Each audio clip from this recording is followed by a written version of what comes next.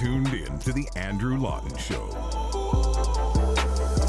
I want to move to a political battle that is taking place in Ontario right now. And before all the Westerners tune out, I assure you this is something that has much broader implications than just for Ontario. The Law Society of Ontario has its bencher elections, which are basically the elections for its Board of Governors coming up. And there is one group of, I don't know if I'll call them disgruntled lawyers, but I'll say very impassioned lawyers that are speaking up and saying that they want change. They think there's been bureaucratic and political overreach by the Law Society. They did this with some success in the last round of elections with the efforts to stop this statement of principles that the Law Society was forcing on lawyers. Lisa Bildy is, as always, the mastermind behind all the good things happening in law in Canada, and she joins me now. Lisa, good to talk to you. Thanks for coming on today. Thanks, Andrew, for having me. I don't know about mastermind, but I seem to get messed up in everything anyway. Well, because you're not satisfied sitting on the sidelines, which is good, because I think most people are ready to throw in the towel on a lot of these things. So this is the campaign. It's called FullStopLSO.ca, and people can check it out for themselves. But explain to me, first off, what the issue is here, because I know there was a fair bit of momentum around the Stop SOP slate that you had a few years back, and I think a lot of your candidates were successful. And I think a lot of people on the outsides probably thought, okay, great, the battle's won. Right. Well, that was only just a small taste of the battle, because if you may recall, the Statement of Principles was one of 13 recommendations that were brought in 2016 under the previous convocation, which is the name for the Board of Governors. So these were based on something called the Stratcom report, which was basically it concluded that there was systemic racism in the profession. It was questionable in terms of their methodology and the statistical validity of all of this. And then they, of course, they extrapolated to say that all equity-seeking groups should be entitled to the benefits of what they were pushing forward, without defining which equity groups, and so it wasn't really just about racism. But in any event, there were 13 recommendations that were brought in by the convocation, one of which was the Statement of Principles. Actually, there were, and that was only one of like a subsection. So there's like 12.75% more, or 12 and 3/4 more suggestions that need to be implemented. And they're just basically waiting in the wings to bring these back in. Some of them include things like an inclusion index, where law firms are ranked based on their, on all the boxes that are checked in the satisfaction of staff and lawyers who happen to be coming from these equity-seeking groups, whichever they are. So basically, it's a naming and shaming kind of exercise for large law firms. And of course, for a lot of large law firms, this is part of what they do anyway. They have, EDI departments, and this is the kind of thing that their clients expect, and so on. And so basically, it's free marketing then for those law firms to be given this stamp of approval by the Law Society at the expense of the smaller firms and sole practitioners. I mean, that's just one more. And then the Statement of Principles is supposed to be incorporated into the rules of professional conduct, and there's other measures that I could go on. But there's an awful lot of data collection and processes involved that all emanate from the same source. And so we did get rid of that Statement of Principles, and the opponents that we have this time, who have formed a slate of their own, say that the SOP is dead. We will not be bringing that back, but they haven't said anything about these other measures.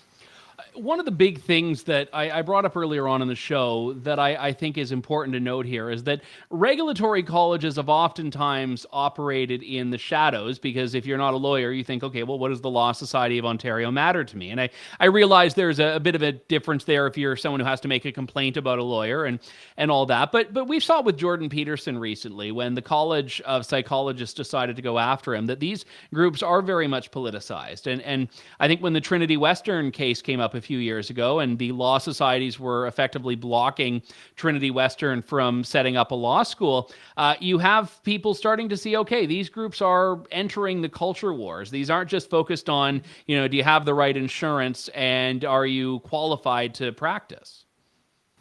Right. And that is obviously a big concern. We are seeing it in a lot of other institutions.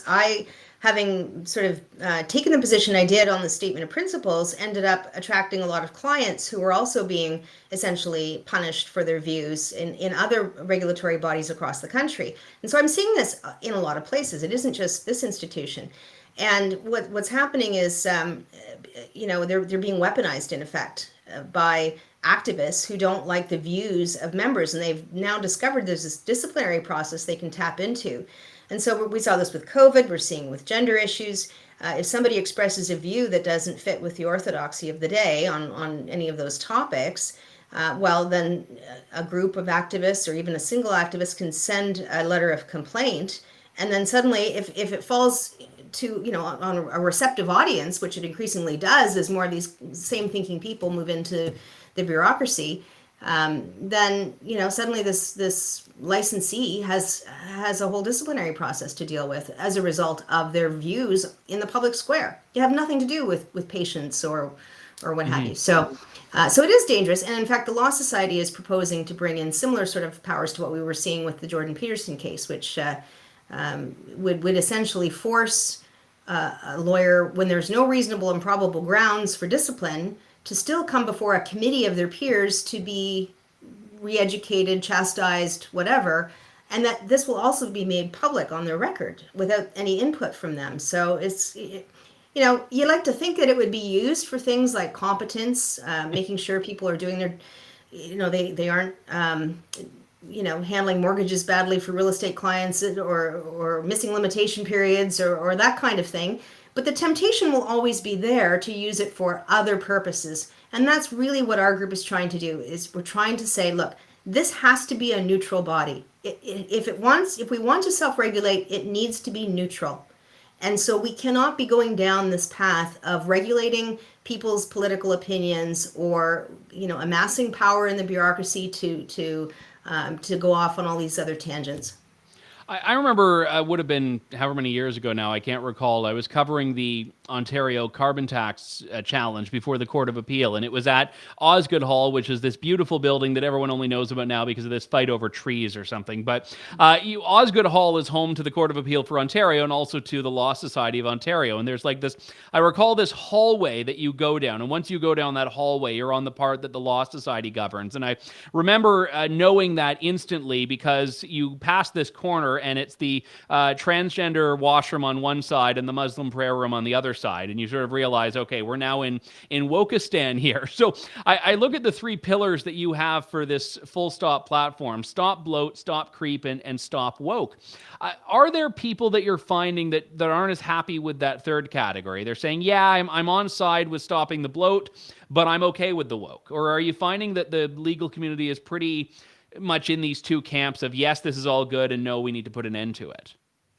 Well, I think there are some who feel a little uncomfortable with it. Again, it's a colloquial term that has taken on a whole lot of meaning, and not perhaps the original meaning that it had back in the 20s and 30s, when it was more of a racial awareness campaign, which had some importance and value. But it's become what I like to call social justice fundamentalism now, and so a lot is being ushered in under that. And there are always going to be people who still want to believe that the words that are being advanced in this orthodoxy mean what we think that they mean, rather than what they actually mean. So, for example, equality, diversity, and inclusion all sound like great words. I don't think there's a single person that I've met, and certainly none on our slate, who don't think that those words, by their normal meanings that we all kind of assume we're talking about, would have any problem with those things. But those aren't the things that they actually mean. And so when they say equality, they really mean equity. They mean equality of outcome. They mean everybody needs to end up in the same place, regardless of, merit, circumstances, personal decisions, whatever. I mean, we just need to have a head count, basically. We need to have everybody at the end of the finish line looking the way that they're supposed to look.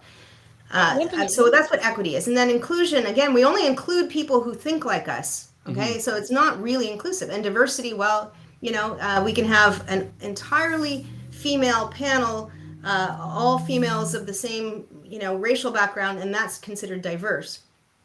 But that's not what most people think when they hear those words. But the activist meaning is really quite different. And so, to some degree, it's a failure of education, I suppose, to help people understand what we're really talking about. And I suppose we need to work on that. Yeah, I know, and I think that's fair. And I'm curious if you could shine some light on what voter turnout on these bencher elections is. Do you find that historically lawyers just pay their ridiculous licensing fees and carry on and don't really care who they are? Or do you find that they do take a really active role in picking these benchers, as they're called? Well, you would think there'd be more, and the numbers have never been great. I think last election they were just under 30%, which was particularly low, and which was shocking to me when I heard that, because Well, yeah, because that was the one we that had a even galvanizing non-lawyers issue. had heard about. Right? I mean, it was a galvanizing issue. Normally, there's nothing to even, you just kind of vote for the names that you've heard of. Okay, that lawyer sounds like somebody I've come across. They seem all right. But people actively came out last time, I thought, but the numbers didn't demonstrate that. So I don't know what that says. A certain amount of complacency in the profession, I guess, or maybe people are just tired of the conflicts. But if you're tired of the conflicts, then I think you want a neutral regulator. So vote for us, and we'll get things back on track. Is basically the position that we're taking.